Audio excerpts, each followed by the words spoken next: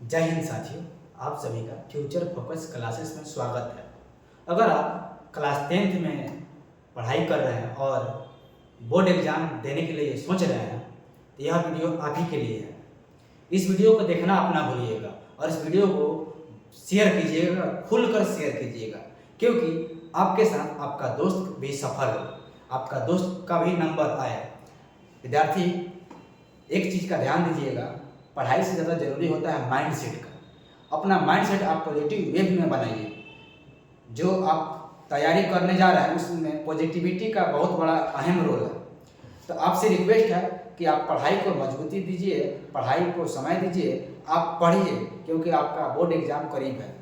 यह future focus classes आपको प्रत्येक दिन एक वन शॉर्ट वीडियो देगी जो चैप्टर वाइज होगा, और one short video chapter wise होगा जो मैथ, साइंस, सोशल और हिंदी, संस्कृत के लिए होगा। और चैप्टर वाइज प्रत्येक चैप्टर का math, science, social, Hindi, English का, इन सभी का 20 या 25 चैप्टर वाइज क्वेश्चन भी देगी, जिसे आप लोग देखना ना भूलिएगा, क्योंकि आपका एग्जाम ऑब्जेक्टिव होने वाला है। ऑब्जेक्टिव एग्जाम में क्वेश्चन को प्रैक्टिस करना बहुत जरूरी होता है। यह future focus classes one short video provide करेगी और chapter wise objective question provide करेगी और मिसलेनियस क्वेश्चन भी प्रोवाइड करेगी। यदि आप इस वीडियो को देख रहे हैं तो जरूर शेयर कीजिएगा। तो आइए शुरुआत करते हैं। आज का वीडियो केमिस्ट्री का होने वाला है। केमिस्ट्री में टोटल 5 चैप्टर है, जिसका पहला चैप्टर है रासायनिक अभिक्रिया और समीकरण, यानी chemical reaction and equation. Chapter का नाम क्या है? रासायनिक अभिक्रिया और समीकरण। देखिए, रासायनिक अभिक्रिया और समीकरण, चैप्टर का नाम है रासायनिक अभिक्रिया एवं समीकरण।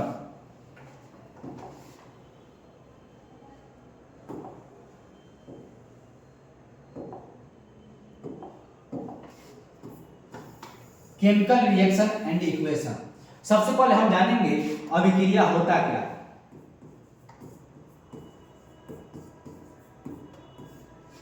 देखिए, अभिक्रिया 2 प्रकार से होता है। एक वो भौतिक अभिक्रिया होता है या भौतिक परिवर्तन भी होता है, और एक रासायनिक परिवर्तन होता है या रासायनिक अभिक्रिया होता है। एक होता है भौतिक परिवर्तन, एक होता है रासायनिक परिवर्तन।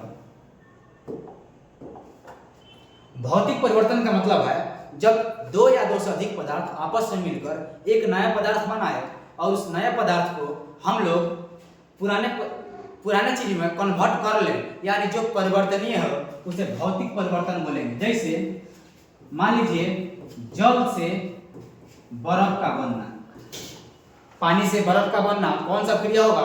तो बोलिएगा भौतिक अभिक्रिया, क्योंकि जल से बर्फ बन जाएगा, फिर बर्फ से जल बन जाएगा। जो चीज परमानेंट हो, जो चीज नॉन रिवर्सिबल हो, जो परिवर्तनीय नहीं हो, यानी एक बार जो बन गया तो बनले रह गया, उसे बोलेंगे रासायनिक परिवर्तन। तो जैसे दूध से दही का बनना, अभिक्रिया 2 प्रकार से होता है, एगो भौतिक एगो रासायनिक। भौतिक वह है जिसमें परिवर्तन हो जाए, जिसे चेंज कर सकते हैं, मूल अवस्था में आ जाए, उसे भौतिक। और रासायनिक वह है जो दूध से दही बन जाए, यानी परिवर्तनीय ना हो। ये बात हम लोग को अच्छा से समझ में आ गया, और इससे ऑब्जेक्टिव एग्जाम में आता है कि निम्न में से कौन से भौतिक अभिक्रिया है, आप पकड़ लीजिएगा। अब देखना हम लोग को समीकरण के बारे में। चलिए देखते हैं पहले रासायनिक अभिक्रिया होता क्या है। रासायनिक अभिक्रिया होता क्या है, यानी केमिकल रिएक्शन। केमिकल रिएक्शन कहता है कि जब 2 या 2 से अधिक पदार्थ आपस में मिलकर एक या एक से अधिक नए पदार्थ का निर्माण करता है, तथा उस नए पदार्थ का गुण पुराने वाले पदार्थ से भिन्न होता है, अलग होता है, तो उसे रासायनिक अभिक्रिया बोलेंगे। फिर से, जब 2 या 2 से अधिक पदार्थ आपस में मिलकर एक या एक से नए पदार्थ का निर्माण करता है, उस नए पदार्थ का गुण पुराने वाले पदार्थ के गुण से भिन्न होता है, तो उसे रासायनिक अभिक्रिया कहते हैं। जैसे इसको भाषा में बोलेंगे, जब कार्बन और ऑक्सीजन एक साथ मिलकर अभिक्रिया करता है तो कार्बन डाइऑक्साइड गैस बनता है। ये क्या हो गया? ये हो गया मेरा अभिक्रिया।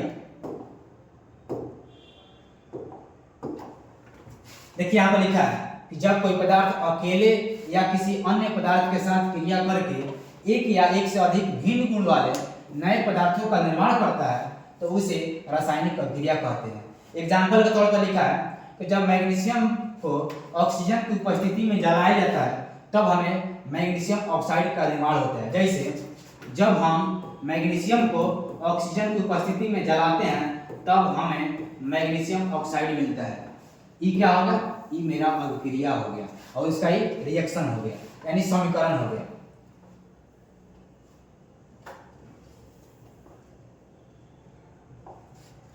अच्छा, जैसे मान लीजिए C+O2 CO2 अभिक्रिया किया तो बनाया CO2, जो तीर चिन्ह के लेफ्ट में रहता है यानी LHS में, उसको हम लोग अभिकारक बोलते हैं। उसे क्या बोलेंगे? अभिकारक, इंग्लिश में रिएक्टेंट। और जो तीर चिन्ह के बाएं बगल में रहता है यानी दाएं बगल में यानी RHS में, उसको हम लोग बोलेंगे प्रतिफल या उत्पाद बोलते हैं, इसको प्रोडक्ट बोलते हैं। तो कोई पूछेगा आपसे अभिकारक किसे कहते हैं, तो कहिएगा रासायनिक अभिक्रिया में भाग लेने वाले पदार्थ को अभिकारक कहते हैं। जो भाग लेता है उसे अभिकारक कहते हैं, और जो रासायनिक अभिक्रिया के फलस्वरूप बनता है उसे प्रतिफल कहते हैं। तो आपसे पूछेगा कि जब कार्बन और ऑक्सीजन को रिएक्शन कराएंगे तो कार्बन डाइऑक्साइड बनता है, इसमें अभिकारक क्या है? तो कहिएगा कार्बन और ऑक्सीजन ये अभिकारक है, और जबकि CO2 प्रतिफल है। याद रहेगा? यहाँ पर देखिए डिफिनीशन में लिखा है, किसी भी रासायनिक प्रक्रिया में भाग लेने वाले पदार्थ को हम लोग अभिकारक बोलेंगे। देखिए यहाँ पर लिखा है, जो LHS में है उसे अभिकारक बोलेंगे। अभिकारक को हमेशा तीर चिन्ह के बाएं बगल लिखते हैं यानी LHS साइड लिखते हैं। और किसी भी रासायनिक क्रिया के फलस्वरूप जो नया पदार्थ बनता है उसे प्रतिफल बोलेंगे, और प्रतिफल को हमेशा राइट साइड में लिखते हैं यानी इसे RHS बोलेंगे। तीन को बात हम पकड़ लिए। क्या पकड़ लिए? कि रासायनिक अभिक्रिया, इसे भाषा में बोलेंगे जब कार्बन और ऑक्सीजन को मिलाकर अभिक्रिया कराया जाता है तब उसे हम कार्बन डाइऑक्साइड बनाते हैं, तो उसे हम लोग भाषा वाले को बोलेंगे अभिक्रिया। जैसे मान लीजिए जब कार्बन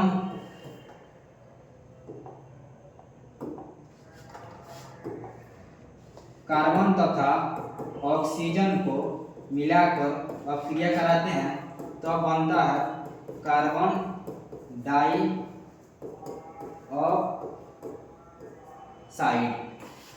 देखिए भाषा में पहले बोले थे कि जब कार्बन और ऑक्सीजन को मिलाकर अभिक्रिया कराया जाता है तो कार्बन डाइऑक्साइड बनता है। जब उस भाषा को अगर हम शब्द के रूप में लिख देंगे तो उसे बोलेंगे शब्द समीकरण। जब रासायनिक अभिक्रिया को भाग लेने वाले पदार्थों को शब्दों के रूप में लिख देते हैं तो उसे बोलेंगे शब्द समीकरण। जैसे भाषा में लिखा गया, जब शब्द समीकरण को हम लोग संकेत या सूत्र के रूप में लिखेंगे तो उसे हम लोग बोलेंगे रासायनिक समीकरण। तो उसे बोलेंगे रासायनिक समीकरण। जब रासायनिक अभिक्रिया में भाग लेने वाले पदार्थ को शब्द के रूप में लिखेंगे तो उसे शब्द समीकरण। जब शब्द समीकरण के जगह संकेत या सूत्र का उपयोग करेंगे तो उसे बोलेंगे रासायनिक समीकरण। बोलिए इतना बात समझ में आया ना? देखिए यहाँ पर लिखा है, जब शब्द समीकरण में शब्दों की जगह संकेत या सूत्रों का उपयोग करते हैं तो उसे हम लोग रासायनिक समीकरण कहते हैं।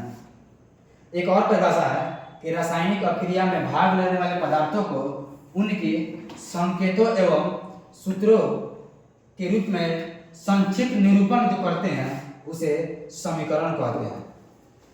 ये क्या याद रहेगा? जो रासायनिक अभिक्रिया को जब शब्द के रूप में लिखते हैं शब्द समीकरण, जब शब्दों के जगह संकेत या सूत्र का उपयोग करते हैं तो उसे रासायनिक समीकरण कहते हैं। या जब रासायनिक अभिक्रिया को संकेतों या सूत्रों के रूप में लिखते हैं तो उसे हम लोग रासायनिक समीकरण कहते हैं। जैसे देखिए यहाँ पर इस संकेत और सूत्र हुआ, संकेत सूत्र के रूप में हुआ, कार्बन का C, ऑक्सीजन का O2 और CO2 कार्बन डाइऑक्साइड का CO2, ये क्या होगा? रासायनिक समीकरण। चलिए अब देखते हैं रासायनिक समीकरण को लिखने का नियम। जैसे मान लीजिए C+O2 बनाया है CO2, ये हुआ समीकरण। अब इसके लिखने का नियम होता है। लिखने का नियम क्या है? तो आपको कहिएगा सर अभिकारक को हमेशा LHS साइड में लिखते हैं, यानी बाएं साइड में लिखते हैं, और प्रतिफल को हमेशा RHS साइड यानी दाएं साइड में लिखते हैं। दो या दो से अधिक अभिकारकों के बीच प्लस चिन्ह का उपयोग करते हैं। दो या दो से अधिक प्रतिफलों के बीच प्लस चिन्ह का उपयोग करते हैं। अभिकारकों को उनके संकेतक सूत्रों के पदों में समीकरण के बाईं ओर लिखते हैं। दो या दो से अधिक अभिकारकों के बीच प्लस चिन्ह का उपयोग करते हैं। प्रतिफलों को उनके संकेतों और सूत्रों के बीच समीकरण के दाएं साइड में लिखते हैं। दो या दो से अधिक प्रतिफलों के बीच प्लस चिन्ह का उपयोग करते हैं। और अभिकारकों और प्रतिफलों को एक तीर चिन्ह के द्वारा अलग अलग प्रदर्शित किया जाता है। जैसे मान लीजिए C+O2 और CO2 लिख देंगे, तो आपको मालूम ही नहीं चल रहा है कि इसमें LHS क्या है, RHS क्या है। एक तीर के चिन्ह जो है वो डिसाइड कर रहा है, वो इंडिकेट कर रहा है कि ये LHS है, ये RHS है, ये अभिकारक है, ये प्रतिफल है।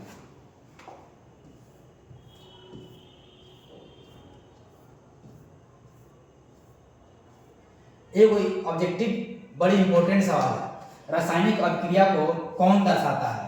तो याद रखिएगा, रासायनिक अभिक्रिया को रासायनिक समीकरण दर्शाता है। रासायनिक अभिक्रिया को रासायनिक समीकरण दर्शाता है। चलिए, अब बेहद इंपॉर्टेंट आ गया बोर्ड एग्जाम के लिए। बोर्ड एग्जाम 2026 का टारगेट क्वेश्चन आ गया। रासायनिक समीकरण को मुख्य रूप से कितने प्रकार से बांटा गया है? तो याद रखिएगा, रासायनिक समीकरण को मुख्यतः दो प्रकार से बांटा गया है। पहला है संतुलित रासायनिक समीकरण और दूसरा है असंतुलित रासायनिक समीकरण। एक बैलेंसिंग, एक नॉन बैलेंसिंग। चलिए शॉर्ट में आपको समझाते हैं।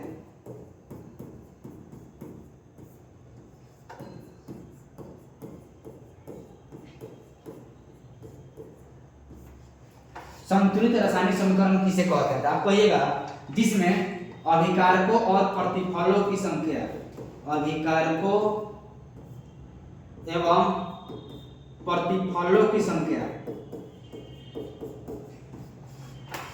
संख्या बराबर समान हो तो उसे संतुलित कहेंगे। और जिसमें अभिकारकों और प्रतिफलों की संख्या असमान हो उसे असंतुलित समीकरण कहते हैं। वैसा रासायनिक समीकरण जिसमें अभिकारकों और प्रतिफलों के प्रत्येक प्रकार के तत्वों की संख्या समान हो, प्रत्येक प्रकार के परमाणुओं की संख्या समान हो, उसे संतुलित रासायनिक समीकरण कहेंगे। और जिसमें बराबर नहीं हो उसे असंतुलित रासायनिक समीकरण कहेंगे।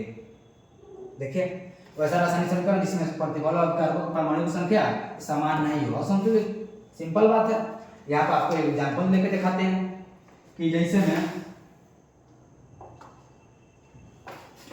में C+O2 जब रिएक्शन किया तो बनाया है CO2। अच्छा, इसमें कार्बन कितना है? 1। ऑक्सीजन कितना है? 2। इधर कार्बन कितना है? 1। ऑक्सीजन कितना है? 2।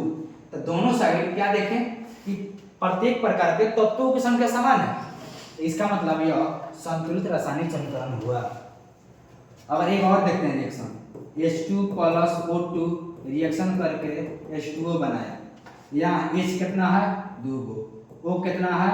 2 गो। इधर H कितना है? 2 गो। O कितना है? 1 गो। तो इसमें परमाणु की संख्या असमान आ गया, यह असंतुलित समीकरण है। यह संतुलित समीकरण है। बोलिए, बात समझ में आया ना? याद हुआ ना?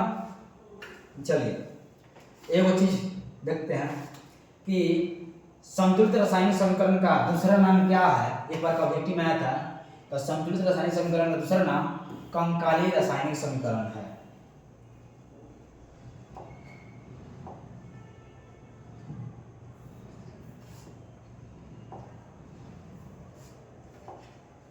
चलिए, आपको लास्ट में सिखाएंगे या एक अलग वीडियो बना देंगे कि समीकरण को संतुलित कैसे किया जाता है। आता है बोर्ड एग्जाम में कि निम्नलिखित समीकरणों को संतुलित करें, उसके लिए एक अलग वीडियो बना देंगे। 2 विधि होता है, सब विधि आपको पढ़ा देंगे। अब आगे आपके बोर्ड एग्जाम के लिए बेहद इंपॉर्टेंट क्लास, बेहद इंपॉर्टेंट टॉपिक अब आ गया, रासायनिक अभिक्रिया के प्रकार। रासायनिक अभिक्रिया के प्रकार। तो यह गिनती के लिए 10 प्रकार है। यह बेहद इंपॉर्टेंट और आपके बोर्ड एग्जाम के लिए 2 आना ही आना है, आना ही आना है। और ऑब्जेक्टिव तो लड़ना ही लड़ना ही है, और सब्जेक्टिव में 2 सवाल आना ही आना ही है। पहला है संयोजन अभिक्रिया, दूसरा है वियोजन अभिक्रिया, तीसरा है एकल विस्थापन, चौथा है द्विविस्थापन, और पांचवा है ऊष्माक्षेपी, छठा है ऊष्माशोषी, उसके बाद ऊष्मा उदासीनीकरण, ऑक्सीकरण, अवकरण, एगो रेडॉक्स। बेहद इंपॉर्टेंट है। आइए आपको शॉर्ट में समझाते हैं। सवाल है संयोजन अभिक्रिया किसे कहते हैं? एक और नाम है संश्लेषण अभिक्रिया। एक चीज याद रखिएगा, संयोजन में होता है जोड़ना, जोड़ना या जोड़ना। तो आप हमके समझाइए कि जोड़ने का मतलब क्या होता है कि जब 2 या 2 से अधिक पदार्थ आपस में मिलेगा और एक बार में बन जाएगा तभी ना जोड़ना होगा। तो संयोजन मतलब जुड़ना। याद रखिएगा, जब 2 या 2 से अधिक पदार्थ आपस में मिलकर एक नए पदार्थ का निर्माण करते हैं तथा उस नए पदार्थ का गुण अपने पुराने वाले पदार्थ से भिन्न होता है तो उसे संयोजन अभिक्रिया कहते हैं। जैसे कार्बन और ऑक्सीजन को मिलाकर अभिक्रिया कराएं तो CO2 बन गया। ये क्या हुआ? 2 पदार्थ मिलाया, बाद में एगो बन गया, यानी जुड़ गया, तो उसे संयोजन अभिक्रिया। जब 2 पदार्थ मिलकर एगो बना दे तो उसे संयोजन कहेंगे। चलिए अब चलते हैं दूसरा क्या है? तो दूसरा है वियोजन। वियोजन में होता है या अपघटन। दूसरा वियोजन में होता है टूटना। संयोजन से याद रखिएगा जुड़ना, आप वियोजन में टूटना। इसी से परिभाषा बनाना है। टूटना मतलब क्या होता है? एक बड़ा चीज लेकर और उसको छोटे छोटे में बदल देंगे, वही ना टूटना हुआ। तो परिभाषा कैसे कीजिएगा? जब एक बड़ा पदार्थ या एक बड़ा यौगिक टूटकर 2 या 2 से अधिक छोटे भागों में बढ़ जाता है तो उसे वियोजन अभिक्रिया या अपघटन अभिक्रिया कहते हैं। जैसे मान लीजिए CaCO3 टूटकर CaO और CO2 बना दिए, इसको क्या बोलेंगे? वियोजन अभिक्रिया। जब 2 को जुड़ के एगो बना दे तो संयोजन, यानी सट गया। जब एगो टूट के 2 को बना दे तो वियोजन, यानी अलग हट गया। 2 बात समझ में आ गया? आपसे कोई पूछेगा संयोजन अभिक्रिया और वियोजन अभिक्रिया एक दूसरे का क्या होते हैं, तो आप कहिएगा उल्टा। क्यों? संयोजन में जुड़ना था, इसमें टूटना है, उल्टे ना हुआ। चलिए आगे देखते हैं ऊष्माक्षेपी अभिक्रिया। ऊष्माक्षेपी अभिक्रिया और एक है ऊष्माशोषी अभिक्रिया। तो समझिएगा, ऊष्माक्षेपी अभिक्रिया मतलब जो ऊष्मा देता है, यानी जो ऊष्मा का उत्सर्जन करता है, और जो ऊष्मा लेता है, यानी जो सोखता है। जैसे मान लीजिए CH4 और O2 से अभिक्रिया कराएं तो CO2 और जल बनाया और साथ ही साथ ऊष्मा दिया। इसे क्या बोलेंगे? तो उसमें बोलेंगे ऊष्माक्षेपी। क्यों? क्योंकि यह ऊष्मा इमिट्स किया, ऊष्मा का उत्सर्जन किया। जो ऊष्मा देगा ऊष्माक्षेपी, जो ऊष्मा लेगा ऊष्माशोषी। वैसी अभिक्रिया जो ऊष्मा का अवशोषण करे, यानी ऊष्मा को ले, उसमें ऊष्माशोषी बोलेंगे। जैसे देखिए यहाँ पे BaOH का whole twice into H2O reaction किया किसके साथ? NH4Cl के साथ, तो बनाया BaCl2 और NH3 और 10 H2O, लेकिन माइनस ऊष्मा, यानी यह ऊष्मा ऑलरेडी लिया। जो ऊष्मा देगा ऊष्माक्षेपी, ऊष्मा लेगा ऊष्माशोषी। जो टूटेगा, यानी एगो टूट के 2 को बना दे तो वियोजन। जब 2 को जोड़ के एगो बना दे तो संयोजन। बोले 4 का क्रिया आपको याद हुआ या नहीं हुआ? 4 का क्रिया आपको याद करा दिया। संयोजन, वियोजन, ऊष्माक्षेपी, ऊष्माशोषी। चलिए आगे देखते हैं। तो आगे आता है विस्थापन। आगे क्या आता है? विस्थापन। यह तो बहुत इंपॉर्टेंट है, विस्थापन क्रिया। देखिए विस्थापन मिलेगा कभी कभी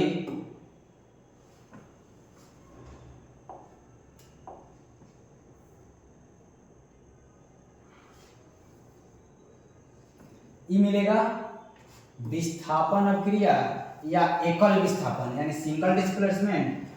एगो मिलेगा द्विविस्थापन या उभय विस्थापन, डबल डिस्प्लेसमेंट। देखिए विस्थापन में से याद रखिएगा हटाना। हम हर रिएक्शन का शॉर्ट लिख दे रहे हैं, क्यों? ताकि आपको अच्छा से समझ में आ जाए, आप खुद से परिभाषा एराइव कर लीजिए, उसको निकाल लीजिए, ठीक है। विस्थापन में होता है हटाना। अब एकल विस्थापन आता है, एगो को हटाया, जैसे मान लीजिए, जैसे मान लेते हैं कि Mg और AgSO4 के साथ जब रिएक्शन किया तो बनाया MgSO4 प्लस Fe। क्या देखे हम लोग कि FeSO4 के साथ क्रिया किया तो MgSO4 और Fe बनाया। देखिए यहाँ क्या हुआ, FeSO4 के साथ था और Mg अकेले था। ये क्या किया, SO4 के साथ आ गया और Fe को अलग कर दिया, यानी हटा दिया। एक को हटाया एकल विस्थापन, दो को हटाएगा द्विविस्थापन। जब दो यौगिक अपने आयनों का आदान प्रदान करेंगे, जब दो यौगिक अपने आयनों का आदान प्रदान करेंगे तो उसे द्विविस्थापन, और जब एक पदार्थ किसी दूसरे पदार्थ का जगह ले लेगा उसे एकल विस्थापन। देखिए एग्जांपल द्विविस्थापन का, NaOH रिएक्शन किया HCl से, ये बनाया NaCl प्लस H2O। ये कैसे किया, तो ये किया डबल डिस्प्लेसमेंट। कैसे, सोडियम क्लोरीन के साथ जुड़ गया और OH जल के साथ जुड़ गया, तो दो यौगिक अपने आयनों का आदान प्रदान करेगा द्विविस्थापन, और एक पदार्थ दूसरे पदार्थ का जगह ले लेगा एकल विस्थापन। चलिए आगे बढ़ते हैं। आशा करते हैं कि आपको समझ में आ रहा होगा। समझ में जहां नहीं आया कमेंट जरूर कीजिएगा। अब आता है अवक्षेपण अभिक्रिया। तो ऐसा रासायनिक अभिक्रिया जिसमें प्रतिफल अवक्षेप के रूप में यानी ठोस के रूप में प्राप्त हो। जैसे सोडियम क्लोराइड जब AgNO3 से सिल्वर नाइट्रेट से अभिक्रिया किया तो बनाया सिल्वर क्लोराइड। यह आपका क्या है, अवक्षेप, यही ठोस के रूप में प्राप्त हुआ। और NaOH बनाया यानी सोडियम नाइट्रेट बनाया। ये जो AgCl है ना या PbI2, यही आपका अवक्षेप के रूप में प्राप्त हुआ। अगला आता है न्यूट्रलाइजेशन रिएक्शन, उदासीनीकरण अभिक्रिया। याद रखिएगा वैसा रासायनिक अभिक्रिया जिसमें कोई अम्ल किसी भस्म के साथ अभिक्रिया करता है तो लवण एवं जल बनाता है। वैसा रासायनिक अभिक्रिया जिसमें कोई अम्ल भस्म के साथ अभिक्रिया करता है तो लवण एवं जल बनाता है। जैसे अम्ल में मान लीजिए HCl ले लिए और भस्म में हम NaOH ले लिए। ये रिएक्शन किया तो NaCl बना दिया और H2O बना दिया।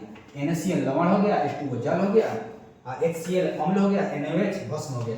याद रखिएगा जब कोई अम्ल किसी भस्म से अभिक्रिया करके लवण एवं जल बना दे उसे हम लोग उदासीनीकरण अभिक्रिया कहते हैं। चलिए इतना क्लियर हुआ। ये बेहद इंपॉर्टेंट है बोर्ड एग्जाम के लिए, बेहद इंपॉर्टेंट है, ध्यान रखिएगा। चलिए अब आता है प्रकाश रासायनिक अभिक्रिया। सिंपल बात है, वैसा रासायनिक अभिक्रिया जो प्रकाश की उपस्थिति में संपन्न हो उसे प्रकाश रासायनिक अभिक्रिया कहेंगे। जैसे 6CO2 और 12H2O सूर्य के प्रकाश और क्लोरोफिल के साथ जब अपना भोजन कार्बोहाइड्रेट, इसको बोलेंगे C6H12O6 को कार्बोहाइड्रेट यानी ग्लूकोज, अपना भोजन ग्लूकोज और साथ ही साथ जल और ऑक्सीजन देता है तो उसे हम लोग प्रकाश रासायनिक अभिक्रिया कहते हैं। क्यों? क्योंकि यह अभिक्रिया प्रकाश की उपस्थिति में संपन्न हो रही है। यह जानते हैं क्या है? तो यह प्रकाश संश्लेषण, आप लोग फोटोसिंथेसिस का नाम सुने होइएगा। प्रकाश संश्लेषण बायोलॉजी का चैप्टर है, उसमें आप पढ़े होइएगा कि प्रकाश संश्लेषण वह अभिक्रिया जिसमें पेड़ पौधे सूर्य का प्रकाश, क्लोरोफिल, कार्बन डाइऑक्साइड, जल के साथ मिलकर अपना भोजन ग्लूकोज बनाता है तो उसे प्रकाश संश्लेषण अभिक्रिया कहते हैं। खैर जब बायोलॉजी है तो हम उसको और अच्छा से डिटेल देंगे। अब आ गया बेहद इंपॉर्टेंट, इसको लिख कर रख लीजिए, छपेगा तो छपेगा, 100% छपेगा, 100% छपेगा। ऑक्सीकरण, वो ऑब्जेक्टिव हो या सब्जेक्टिव हो, ये क्या है? एक लाइन में इसका जवाब देते हैं। ऑक्सीकरण यानी ऑक्सीजन, यानी जिसमें ऑक्सीजन की मात्रा बढ़ेगा या हाइड्रोजन की मात्रा घटेगा, जिसमें ऑक्सीजन की मात्रा बढ़ेगा या हाइड्रोजन की मात्रा घटेगा उसे हम लोग ऑक्सीकरण अभिक्रिया बोलेंगे। जैसे C+O2 रिएक्शन करके CO2 बनाया। अब हमको बताइए कि किसका ऑक्सीकरण हो रहा है। तो आप कहिएगा सर C के पास यहाँ ऑक्सीजन नहीं था, लेकिन जब क्रिया किया तो ऑक्सीजन आ गया, यानी यहाँ C का ऑक्सीकरण हो रहा है। C मतलब कार्बन का। ऑब्जेक्टिव में ये पूछ सकता है कि कार्बन और ऑक्सीजन के जब रिएक्शन कराएंगे तो कार्बन डाइऑक्साइड बनता है, किसका ऑक्सीकरण हो रहा है? जिसके साथ ऑक्सीजन बढ़ेगा उसी का ना। तो किसके साथ ऑक्सीजन बढ़ा? कार्बन के साथ, क्योंकि इधर ऑक्सीजन नहीं था, इधर ऑक्सीजन आ गया। चलिए बात समझ में आ गया। अब आता है अवकरण अभिक्रिया। ये अवकरण क्या कहता है? इसी का उल्टा, जिसमें हाइड्रोजन बढ़ेगा या ऑक्सीजन घटेगा। जैसे मान लीजिए जैसे H2+O2 रिएक्शन करके H2O बनाता है। अब देखिए यहाँ पर O के साथ ऑक्सीजन है क्या? नहीं है, लेकिन इधर तो O के साथ ऑक्सीजन है ना। तो आप कहिएगा सर O के साथ हाइड्रोजन का मात्रा क्या होगा? बढ़ गया, यानी ऑक्सीजन का अवकरण हो गया। कैसे? हाइड्रोजन का मात्रा बढ़ गया, यहाँ का ऑक्सीजन के साथ हाइड्रोजन आ गया, यहाँ का ऑक्सीजन के साथ हाइड्रोजन नहीं था।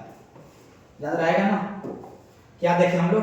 तो आप देखें कि जिसमें ऑक्सीजन बढ़ेगा ऑक्सीकरण, और जिसमें हाइड्रोजन बढ़ेगा अवकरण। चलिए अब इसी का एक भाई होता है रेडॉक्स। इसी का एक भाई है रेडॉक्स। रेडॉक्स कोई अलग चीज नहीं है। रेडॉक्स बड़ी इंपॉर्टेंट है बोर्ड एग्जाम के लिए। रेडॉक्स बहुत इंपॉर्टेंट है। चलिए देखते हैं क्या कहता है रेडॉक्स। ये कहता है जब ऑक्सीकरण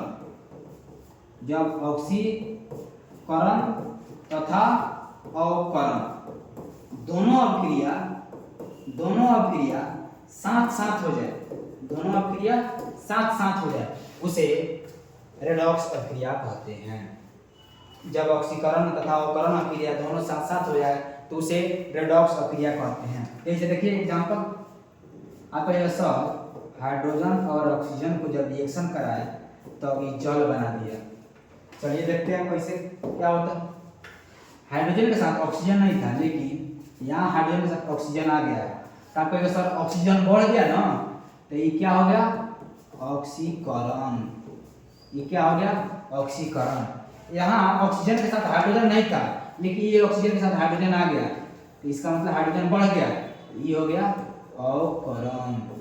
तो क्या एक ही एग्जांपल में दोनों अभिक्रिया ऑक्सीकरण तथा अवकरण नहीं दिखाई दिया ना, तो क्या हो गया? रेडॉक्स हो गया। फिर से किसका ऑक्सीकरण हुआ? हाइड्रोजन का। किसका अवकरण हुआ? तो ऑक्सीजन का। याद रहेगा ना? चलिए अब आता है ऑक्सीकारक, तो उतना इंपॉर्टेंट नहीं है। हाँ, अब आता है संक्षारण, बेहद इंपॉर्टेंट है। संक्षारण का मतलब याद रखिएगा जंग लगना। संक्षारण मतलब जंग लगना। जब हम लोग लोहा का गेट या खिड़की अपने घरों में लगवाते हैं तो उसको साल भर 2 साल पर देखिएगा सरिस कर उस पर हम लोग पेंट पोचारा करते हैं। क्यों? जंग लगने से बचे। जब किसी धातु को खुली हवा में छोड़ देते हैं तो उसकी चमचमाती हुई सतह पर एक भूरे रंग का परत जम जाती है, जिसे संक्षारण कहते हैं। क्या बोलिएगा? जब किसी धातु को खुली हवा में छोड़ देते हैं तो उसके चमचमाती चमकदार सतह पर एक भूरे रंग का परत जम जाती है, जिसे संक्षारण कहते हैं। संक्षारण से धातु को बचाना बेहद जरूरी है, नहीं तो धातु धीरे धीरे खोखला हो जाएगा और बर्बाद हो जाएगा।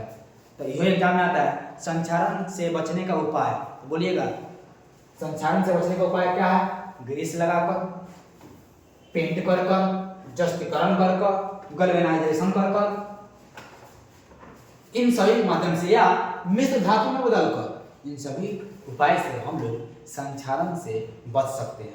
याद रहेगा ना?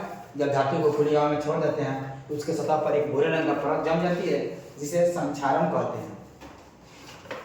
आप चाहते थे इसका स्क्रीनशॉट भी ले सकते थे। चलिए आइए, ये आता है विकृत गंधीता। ये क्या है? जब हम लोग तेल तथा वसा से बने खाद्य पदार्थों को खुली हवा में छोड़ देते हैं तो वह ऑक्सीजन से क्रिया करके खराब गंध और स्वादहीन हो जाता है, जिसे विकृत गंधीता कहते हैं।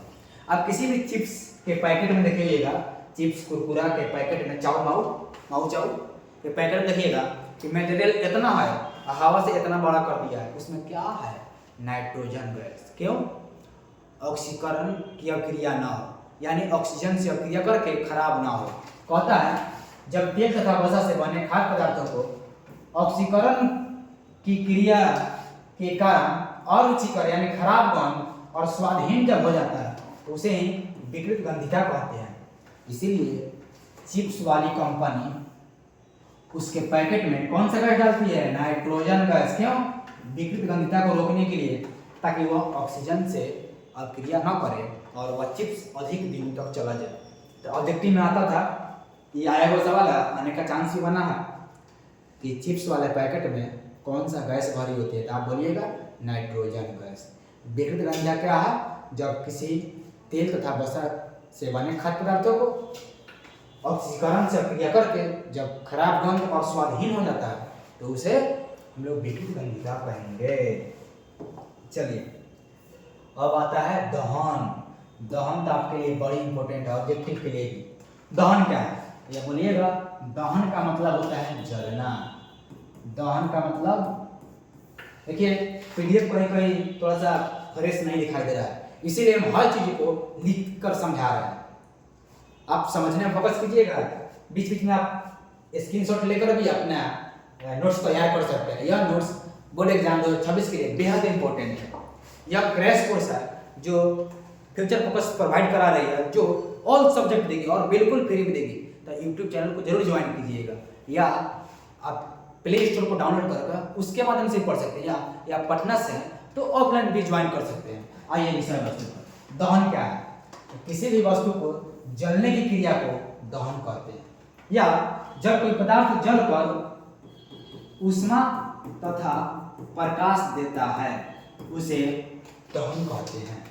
कोई पदार्थ जलता है और जलकर ऊष्मा और प्रकाश दे दे तो बोलिएगा दहन होता है। जैसे कोयला को जलाते हैं, तो उससे हीट आता है, हीट मतलब ऊष्मा, और उससे प्रकाश भी आता है, तो मतलब कोयला दहनशील पदार्थ है। इसका मतलब है सर, पत्थर को जलाएंगे तो क्या दहन की क्रिया होगा? तो आप बोलिएगा नहीं। इसका मतलब है दहन के आधार पर वस्तु को या पदार्थ को दो भागों में बांटे हैं, एगो दहनशील, एगो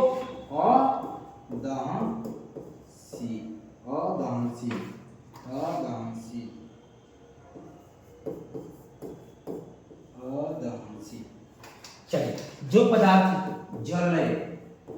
जलने वाले पदार्थ को दहनशील, और जो पदार्थ नहीं जलेगा उसे अदहनशील। जैसे कोयला, पेट्रोलियम, डीजल, मोमबत्ती, लकड़ी, सब दहनशील पदार्थ है। ईंट, पत्थर, बालू, सीमेंट, ये सब क्या है? अदहनशील पदार्थ है। आइए देखते हैं। एक ऑब्जेक्टिव के लिए बहुत इंपॉर्टेंट सवाल है। दहन एक ऊष्माक्षेपी और ऑक्सीकरण क्रिया। क्यों? दहन, कोई वस्तु जलेगा तो ऊष्मा देगा ना, अभी तो बोले थे जो ऊष्मा देता है उसे ऊष्माक्षेपी होगा, और ऑक्सीकरण भी है। क्यों? ऑक्सीजन से जुड़कर जलता है। याद रखिएगा, दहन एक प्रकार का ऊष्माक्षेपी अभिक्रिया। दहन पदार्थों को दो भागों में बांटेंगे, तो अभी बताए हैं दहनशील, अदहनशील।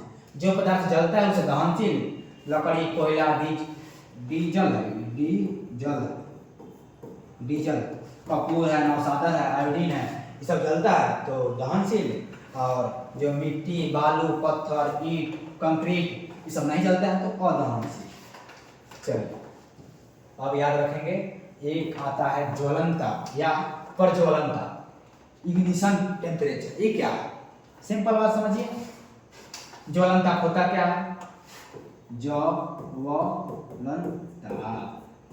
ये कहता है वह मिनिमम तापमान, वह सबसे कम से कम तापमान जिस पर कोई वस्तु जलना शुरू कर दे, जलना शुरू कर दे। क्या बोलिएगा?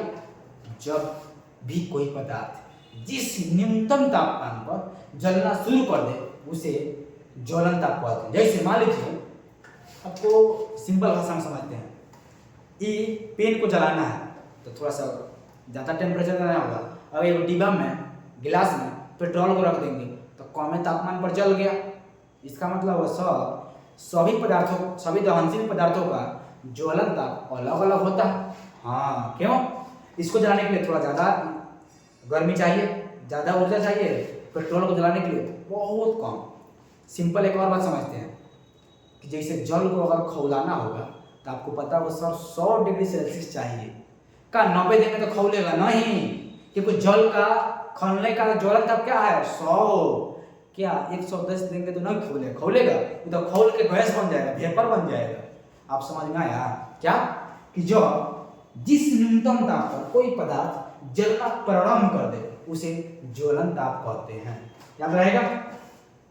जिस न्यूनतम ताप पर कोई पदार्थ जलना प्रारंभ कर दे उसे ज्वलन ताप कहते हैं। और ज्वलन ताप से कम तापमान पर कोई चीज जलेगा नहीं, नहीं जलेगा। क्यों? क्योंकि वो सबसे कम तापमान है। चलिए, अब एक और आता है इंपॉर्टेंट सवाल कि दहन के लिए आवश्यक शर्त क्या है? तो याद रखिएगा, दहन के लिए आवश्यक शर्त है क्या? 3 गो। दहन के लिए आवश्यक शर्त क्या है? तो दहन के लिए शर्त, कंडीशन क्या है? तो कहिएगा 3 गो। क्या क्या?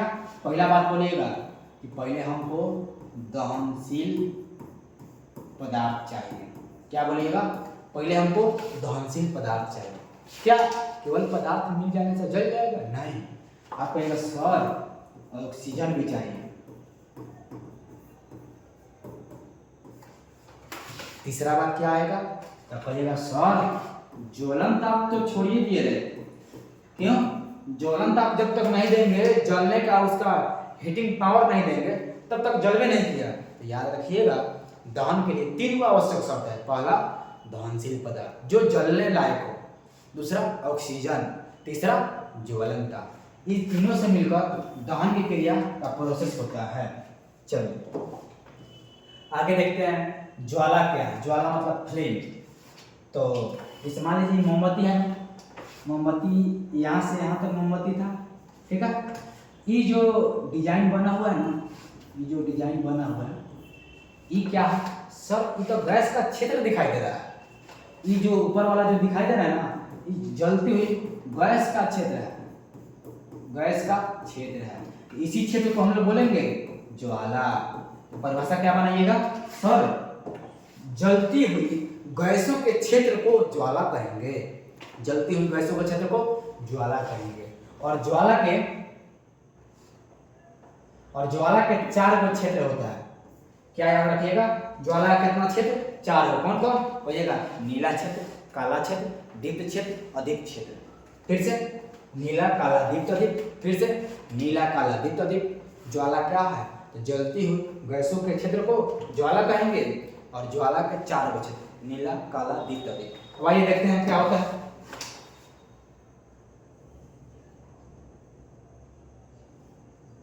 चलिए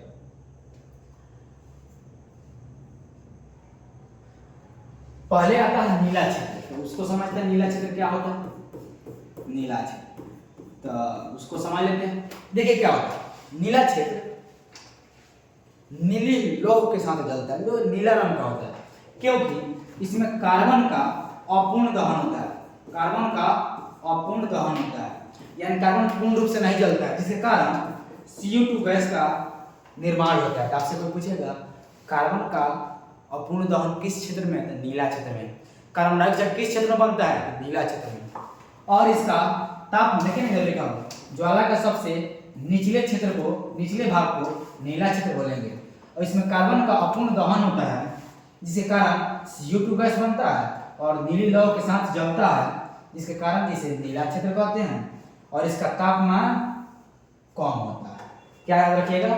नीला क्षेत्र जो होगा नीले लौह के साथ जलेगा नीला क्षेत्र, जो नीले रंग का होगा नीला क्षेत्र। कार्बन का अपूर्ण दहन होगा नीला क्षेत्र, कार्बन डाइऑक्साइड बनेगा और इसका तापमान क्या होगा तो बोलिएगा तापमान कम होता है और यह निचला क्षेत्र होता है, निचला क्षेत्र।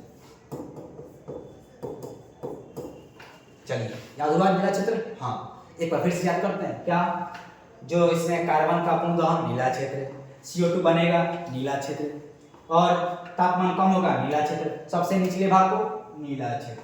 चलिए अब आगे बढ़ते हैं काला क्षेत्र के बारे में। काला क्षेत्र क्या होता है आइए लिखते हैं, लिख लिख के समझा रहे हैं क्यों, ताकि आपको ज्यादा समझ में और बेटर समझ में आए, जबरदस्त समझ में आए। ज्वाला के वह भाग जो काला होता है उसे काला क्षेत्र कहते हैं। यह ज्वाला का आंतरिक भाग होता है, आंतरिक मतलब भीतरी भाग होता है और इसका तापमान सबसे कम होता है। चलिए हम लिख के समझाते हैं। इस ज्वाला का भीतरी भाग होता है, भीतरी मतलब आंतरिक भाग होता है। ज्वाला के आंतरिक भाग को काला क्षेत्र, इसका रंग कैसा होगा काला रंग होगा। जब ये अंदर है इसका तापमान क्या होगा, तापमान सबसे कम, तापमान सबसे कम। और जिस चीज का तापमान सबसे कम यानी जम्मू कश्मीर का तापमान सबसे कम तो क्या होता है तो ये सब बहुत ठंडा।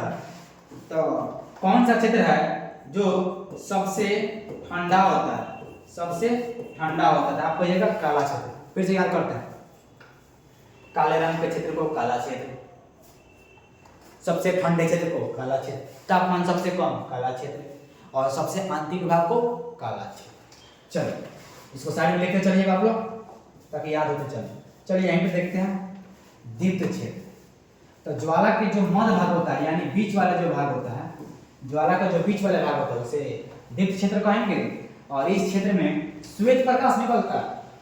आप लोग फिजिक्स में पढ़ होइएगा पहले के चैप्टर में श्वेत प्रकाश, या मानव नेत्र में पढ़ होइएगा तीसरा चैप्टर में श्वेत प्रकाश। श्वेत प्रकाश का मतलब होता है कि सातों रंग, जब सूर्य का प्रकाश पृथ्वी पर पहुंचता है ना तो वह 7 रंगों का पट्टी होता है। आप लोग वर्ण विक्षेपण स्पेक्ट्रम का नाम सुना होइएगा। तो श्वेत प्रकाश मतलब जिस प्रकाश में 7 रंग और श्वेत प्रकाश, तो सूर्य के प्रकाश को श्वेत प्रकाश ही बोलते हैं। तो दीप्त क्षेत्र को हम लोग क्या बोलेंगे मध्य वाले भाग यानी बीच वाले भाग, और इस क्षेत्र से श्वेत प्रकाश निकलता है और इसका तापमान नॉर्मल होता है। आइए लिखते हैं दीप्त, ये क्या होता है तो कहिएगा सर यह मध्य भाग होता है यानी बीच वाला, और इसका तापमान क्या होता है सामान्य होता है यानी नॉर्मल होता है, सिंपल बात है। और इस क्षेत्र का तापमान क्या होगा, नहीं ये तो अधिक हो गया। चलिए अब अधिक क्षेत्र को देखते हैं। ज्वाला के सबसे बाहरी भाग को, ज्वाला सबसे बाहरी भाग को अधिक क्षेत्र और इसका तापमान सबसे अधिक, इसको भी लिख लेते हैं अधिक क्षेत्र। ये क्या होता है तो ये सर ज्वाला के सबसे बाहरी भाग को अधिक क्षेत्र कहेंगे और इसका तापमान सबसे ज्यादा, तापमान सबसे ज्यादा। सबसे ज्यादा गर्मी कहाँ होगा, यहीं पे तो होगा। चलिए कोई सवाल ये आया था कि ज्वाला किस क्षेत्र में दहन की क्रिया पूर्ण होती है, तो याद रखिएगा अद्वितीय क्षेत्र। क्यों, यहाँ ऑक्सीजन की मात्रा अधिक लेवल में मिलती है और यहाँ गर्मी सबसे ज्यादा। चारों क्षेत्र को फिर से याद करते हैं। ज्वाला किसे कहेंगे तो जलती हुई गैसीय क्षेत्र को ज्वाला, ज्वाला का क्षेत्र चार कौन कौन, नीला, काला, दीप्त, अदीप्त। सबसे बाहरी भाग को अदीप्त, सबसे ठंडे भाग को सबसे ठंडा काला भाग, क्यों अंदर होता है। मध्य भाग को क्या बोलिएगा तो मध्य भाग को आप लोग दीप्त क्षेत्र बोलिएगा। किसका तापमान नॉर्मल होता है तो आप कहिएगा सर दीप्त क्षेत्र को। तो हमको लगता है, आशा करते हैं आपको अच्छा से समझ में आया होगा और मजा भी लेकर मजा के साथ पढ़ाई कर रहा हूँ। अगला आता है एलपीजी।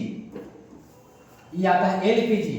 एलपीजी इसका फुल फॉर्म क्या होता है, लिक्विडिफाइड, लिक्विडिफाइड पेट्रोलियम, पेट्रोलियम और गैस।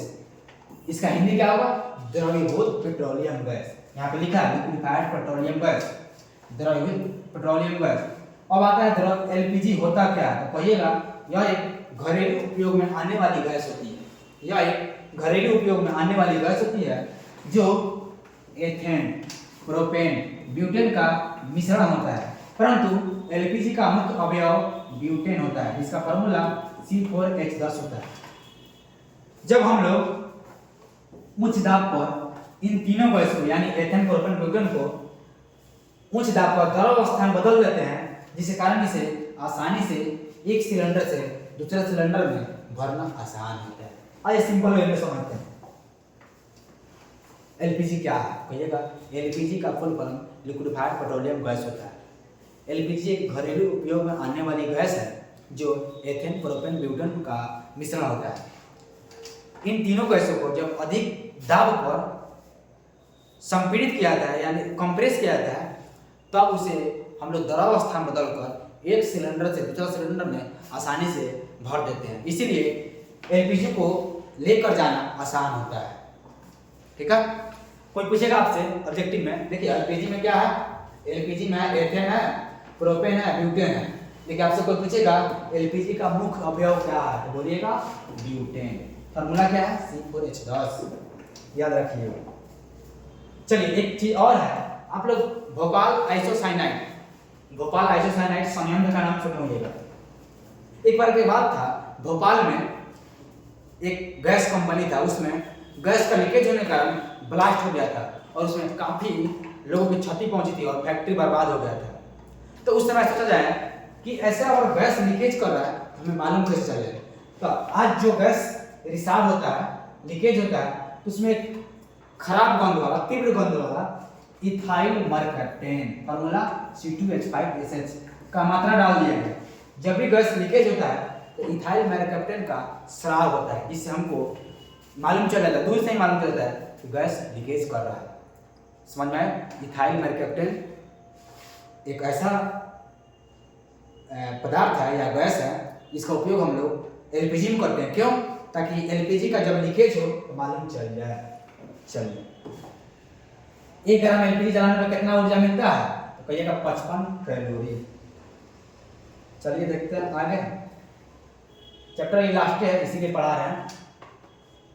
एक और आता है सीएनजी, इसमें शायद नहीं है, चलिए याद रखिएगा। सीएनजी लिख भी किया है, सीएनजी इसका होता है कंप्रेस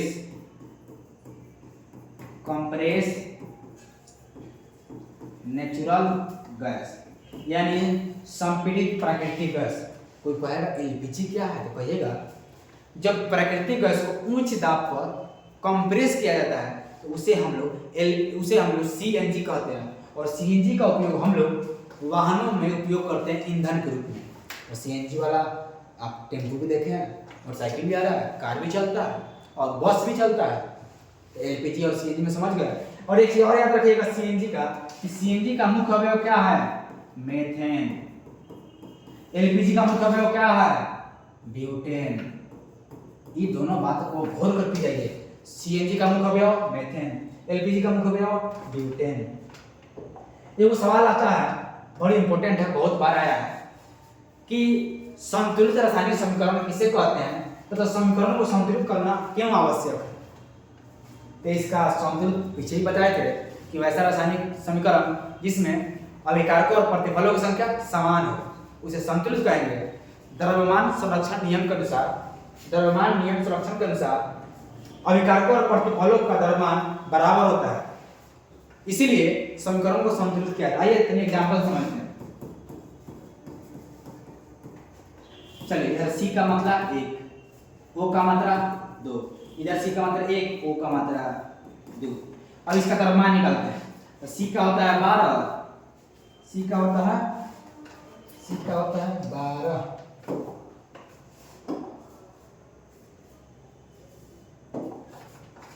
C का होता है 12।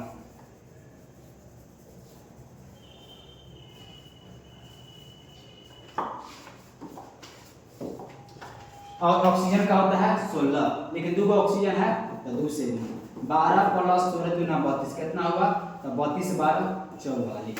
इधर निकालते हैं। तो C का 12 और ऑक्सीजन का 16 गुणे 2, तो 12 प्लस 32 यानी 44। अब देख रहे हैं अभिकारकों और प्रतिफलों का द्रव्यमान क्या है, बराबर है। क्यों? यह समीकरण संतुलित था, दोनों साइड तत्वों की संख्या क्या था, बराबर था। अब दूसरा एग्जांपल लेते हैं, जैसे इधर लेते हैं, H2 और O2 को रिएक्शन किए तो जल बनाए। H कितना है तो कहेगा सर 2, O कितना है 2, इधर H कितना है 2, इधर O कितना है 1। चलिए इसका द्रव्यमान निकालते हैं। एक H का होता है 1 और 2 को है तो 2 से गुना, और O का होता है 16, 2 प्लस 32 कितना हुआ 34।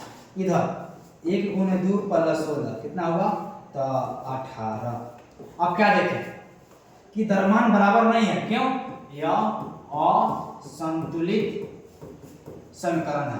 तो समीकरण को संतुलित क्यों करते हैं, तो द्रव्यमान नियम संरक्षण के अनुसार अभिकारकों और प्रतिफलों का द्रव्यमान बराबर होता है, इसीलिए समीकरण को संतुलित किया जाता है। तो आशा करते हैं आपको बात समझ में आया होगा। एक बार ये रिवीजन करते हैं फास्ट, एक बार फास्ट रिवीजन करते हैं जो एग्जाम में बोर्ड के लिए जरूरी है, चलिए उसको ध्यान से देखते हैं। आइए पहले आया था अभिक्रिया क्या है, तो जब दो या दो से अधिक पदार्थ आपस में मिलकर एक या एक से अधिक भिन्न गुण वाले पदार्थों का निर्माण करते हैं उसे अभिक्रिया कहेंगे। जब अभिक्रिया को शब्द के रूप में लिखेंगे तो शब्द समीकरण, और जब शब्दों के जगह संकेत या सूत्र लिखेंगे तो उसे समीकरण कहेंगे। अभिकारक क्या होता है, भाग लेने वाले पदार्थ को अभिकारक कहेंगे और नया बनने वाले पदार्थ को प्रतिफल कहेंगे। अभिकारक को LHS में, प्रतिफल को RHS में। आगे हम लोग देखे थे समीकरण को देख लिए, समीकरण के लिखने का नियम, दो को या दो से अधिक अभिकारक को बीच प्लस, अभिकारक को लेफ्ट में, उसके बाद में प्रतिफल को RHS में, दो या दो से अधिक प्रतिफलों के बीच प्लस। एक तीर के नीचे चिन्ह दर्शाता है अभिक्रिया में अभिकारक कौन है, प्रतिफल कौन है। चलिए अब आता है समीकरण, दो प्रकार का होता है, संतुलित और असंतुलित। समीकरण संतुलित क्या है, जब दोनों तरफ तत्वों की संख्या समान, संतुलित। जब दोनों तरफ तत्वों की संख्या असमान, असंतुलित। चलिए कल के एक वीडियो बनाएंगे, अलग वीडियो, इस समीकरण को संतुलित कैसे करें। आया संयोजन, तो संयोजन मतलब होता है जुड़ना। एक बार क्विक फास्ट रिवीजन करते हैं, स्क्रीनशॉट भी आप लोग ले सकते हैं। संयोजन क्रिया मतलब जुड़ना, जब दो या दो से अधिक पदार्थ आपस में मिलकर एक नए पदार्थ का निर्माण करता है उसे संयोजन। जब दो या दो से अधिक, जब एक बड़ा यौगिक टूटकर दो या दो से अधिक पदार्थों में बढ़ता है, CaCO3, जब CO2 और CaO, जब एगो था दो गुण टूट गया वियोजन, दो को था एगो बन गया संयोजन। जब उष्मा देगा उष्मा छेपी, ऐसा रासायनिक जो उष्मा देता है उसे उष्मा छेपी कहेंगे, और जो उष्मा लेता है उसमें उष्मा शोषी कहेंगे। अब आता है एकल विस्थापन, वैसा रासायनिक क्रिया जिसमें एक पदार्थ दूसरे पदार्थ को अलग कर दे उसे एकल विस्थापन। यहाँ पर मैग्नीशियम Zn को अलग कर दिया तो एकल विस्थापन। जब दो यौगिक अपने आयनों का आदान प्रदान कर दे तो उसे द्वि विस्थापन। ऑब्जेक्टिव में एक बार आया था कि जब दो यौगिक अपने आयनों का आदान प्रदान करते हैं तो उसे कहते हैं एकल विस्थापन, द्वि विस्थापन, उष्मा छेपी, उष्मा शोषी। क्या मारिएगा, द्वि विस्थापन। जब अभिकारक जब प्रतिफल अवक्षेप के रूप में प्राप्त हो तो उसे अवक्षेपण क्रिया कहेंगे। जब अम्ल और भस्म मिलकर लवण एवं जल बना दे तो उसे उदासीनीकरण क्रिया कहेंगे। जो क्रिया प्रकाश के उपस्थिति में होती है उसे प्रकाश रासायनिक क्रिया कहते हैं। जिसमें ऑक्सीजन की मात्रा बढ़े या हाइड्रोजन की मात्रा घटे उसे ऑक्सीकरण क्रिया कहते हैं। जिसमें ऑक्सीजन की मात्रा घटे या हाइड्रोजन की मात्रा बढ़े उसे अवकरण कहते हैं। रेडॉक्स क्या है, जब ऑक्सीकरण और अवकरण की क्रिया एक साथ हो जाए तो उसे रेडॉक्स कहेंगे। चलिए अब आता है संक्षारक, जब धातु से बने पदार्थों को खुली हवा में छोड़ देते हैं तो वह जलवाष्प और ऑक्सीजन से क्रिया कर एक भूरे रंग का परत बना लेती है या उसके ऊपर भूरे रंग का परत जम जाती है, जिसे संक्षारण कहते हैं। और इससे बचने के लिए पेंट, ग्रीस, जस्तीकरण या मिश्र धातु में बदलकर भी हम लोग संक्षारण से बच सकते हैं। विकृत गंधता क्या है, जब तेल तथा वसा से बने खाद्य पदार्थों को खुली हवा में छोड़ देते हैं तो वह खराब गंध और स्वादहीन हो जाता है, जिसे हम लोग विद्युत गंधिता कहते हैं। और विद्युत गंधिता को बचाने के लिए हम लोग चिप्स के पैकेट में नाइट्रोजन गैस डालते हैं। चलिए अब आया दहन। किसी पदार्थ के जलने की क्रिया को दहन कहते हैं, या जो पदार्थ जलकर उष्मा और प्रकाश दे उसे, यहाँ पर लिखा, उष्मा और प्रकाश दे उसे दहन कहते हैं। दहन के आधार पर पदार्थ को दो भागों में दहनशील एवं अदहनशील। जो पदार्थ जलता है उसे दहनशील, लकड़ी, कोयला, डीजल है, डीजल, कपूर और सादर। जो पदार्थ नहीं जलता है, मिट्टी, बालू, पत्थर, उसे अदहनशील। जिस न्यूनतम ताप पर कोई पदार्थ जलना शुरू कर दे उसे ज्वलन ताप कहते हैं। और दहन के लिए आवश्यक पोषक तत्व कौन है? Oxygen, nitrogen, chlorine. दहन के लिए आवश्यक सब 3 गो है, एगो दहनशील पदार्थ, ऑक्सीजन और ज्वलन ताप। ज्वाला के 4 क्षेत्र कौन कौन है? नीला क्षेत्र, काला क्षेत्र, दीप क्षेत्र, अधिक क्षेत्र। नीला क्षेत्र क्या होता है? यह नीले रंग का होता है। कार्बन का अपूर्ण दहन होता है और कार्बन डाइऑक्साइड का निर्माण होता है और इसका तापमान कम होता है, यह नीला क्षेत्र कहते हैं। काला क्षेत्र क्या होता है? तो काले भाग का होता है, यह आंतरिक भाग है, इसका तापमान क्या होगा? कम, सबसे ठंडा भाग होता है। दीप क्षेत्र क्या होता है? मध्य भाग को, ज्वाला के मध्य भाग को दीप क्षेत्र कहेंगे और इससे श्वेत प्रकाश निकलता है, इसका तापमान नॉर्मल होता है। अधिक क्षेत्र क्या होता है? ज्वाला के बाहरी भाग को अधिक क्षेत्र कहते हैं और इसका तापमान सबसे अधिक और सबसे अधिक ऑक्सीजन की मात्रा अधिक क्षेत्र में। अब एलपीजी। एलपीजी क्या है? तो यह एक घरेलू उपयोग में आने वाली गैस है, जिसका full form liquefied petroleum gas, द्रवित पेट्रोलियम गैस होता है और यह एथेन, प्रोपेन और ब्यूटेन का मिश्रण होता है, बट इसका मुख्य अवयव ब्यूटेन होता है। और इसके रिसाव को पता लगाने के लिए इथाइल मरकैप्टन का उपयोग करते हैं, जिसका फॉर्मूला C2H5SH होता है। 1 ग्राम एलपीजी को जलाएंगे तो 55 किलो जूल मिलता है, 55 कैलोरी जूल ऊर्जा मिलता है। सीएनजी क्या होता है? तो सीएनजी एक कंप्रेस नेचुरल गैस होता है, यानी प्राकृतिक गैस को जब संपीड़ित करते हैं तो नेचुरल गैस बनता है। इसका full form compress natural gas होता है और इसका उपयोग हम लोग वाहनों में ईंधन के रूप में करते हैं। समीकरणों को संतुलित क्यों करते हैं? तो द्रव्यमान संरक्षण नियम के अनुसार समीकरणों को संतुलित किया जाता है, क्योंकि अभिकारकों और प्रतिफलों का द्रव्यमान बराबर होते हैं। तो आशा करते हैं यह वीडियो आपके लिए बेहद इंपॉर्टेंट है और यह वीडियो आपको अच्छा से समझ में आया होगा। देखिए, यह पीडीएफ नोट्स था, लेकिन हम हर चीज लिख कर समझाएं, लास्ट में आपको रिवीजन कराएं। अगर फिर भी डाउट बनता है तो आप लोग कमेंट कीजिएगा और आप लोग कमेंट करके ये भी बताइएगा अगला चैप्टर क्या होना चाहिए, बायोलॉजी का या साइंस का या केमिस्ट्री का या मैथ का होना चाहिए। लेकिन इस चैनल के माध्यम से, इस फ्यूचर फोकस क्लासेस के माध्यम से आपको क्रैश कोर्स बिल्कुल फ्री ऑफ कॉस्ट मिलेगा और ऑल चैप्टर, ऑल सब्जेक्ट मिलेगा। तब तक के लिए आशा करते हैं कि आप लोग स्वस्थ होंगे और आपका हेल्थ बहुत अच्छा होगा और आप खुशहाल होंगे और बोर्ड के एग्जाम के लिए आप लोग रेडी होंगे। तो इस वीडियो को इतना ही तक रखते हैं। Thank you so much. जय हिंद।